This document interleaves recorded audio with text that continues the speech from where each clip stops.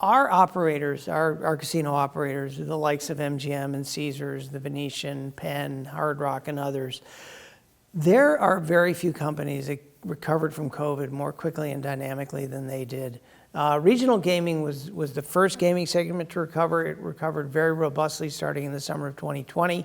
Las Vegas took a bit longer to begin its recovery, but Las Vegas last year was regularly setting records. It's continued to set records coming into 2023. I'm here today with Ed Pitoniak, CEO of VICI Properties. FTSE recently announced its FTSE Nareit Equity Gaming Index, with VICI set to move from the specialty sector over to this new gaming sector. What do you see as some of the opportunities as well as the challenges with this change?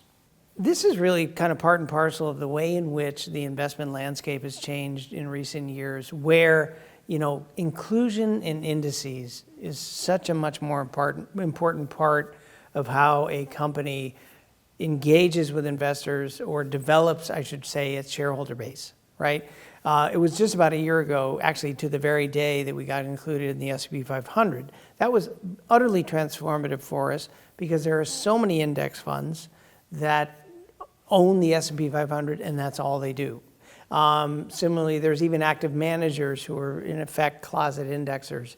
So obviously with this transition, it will obviously take investors a bit of time to find us in this new sector, but hopefully it'll put focus on the sector, put focus on our names, and continue to add to our ownership from both passive funds and active funds. And how have casinos rebounded following the pandemic? And do you see more growth within Las Vegas or outside of Las Vegas at the current time? Our operators, our casino operators, the likes of MGM and Caesars, the Venetian, Penn, Hard Rock, and others, there are very few companies that recovered from COVID more quickly and dynamically than they did. Regional gaming was the first gaming segment to recover. It recovered very robustly starting in the summer of 2020.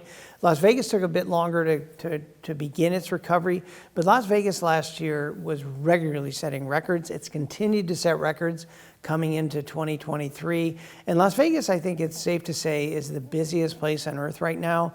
Whether it's Adele in her residency, whether it was 2 rounds of the NCAA March Madness tournament, whether it's the F1 debut coming in November, whether it's the Super Bowl in February. There are so many demand drivers right now contributing to making Las Vegas the busiest place on earth, and thus we are so glad to own 10 assets on the Strip. We're the largest real estate owner in the Strip, and it is a great place to be right now. And in addition to its gaming properties, VICI owns 4 championship golf courses located across the United States. How has the golfing segment of your portfolio grown, and what can we expect to see from that in coming years? So we do have 4 golf courses. We've had them since our emergence in 2017. Golf generally, and our 4 courses specifically, also recovered very dynamically from COVID. People just wanted to get outside. Golf was a great way to do it. Our growth in golf will likely take place not through our direct ownership and operation of golf courses in our TRS, which is where those currently sit, but through our partnership with Cabot, one of the world's great placemakers and operators when it comes to what we call pilgrimage golf. We're partnering with them in Florida at a property that will be known as Cabot Citrus Farms, or we're likely to partner with them in St. Lucia, the Scottish Highlands, and we'll continue to look for opportunities to grow with them because we believe their particular category of golf is going to have tremendous tailwinds behind it for the next couple of decades.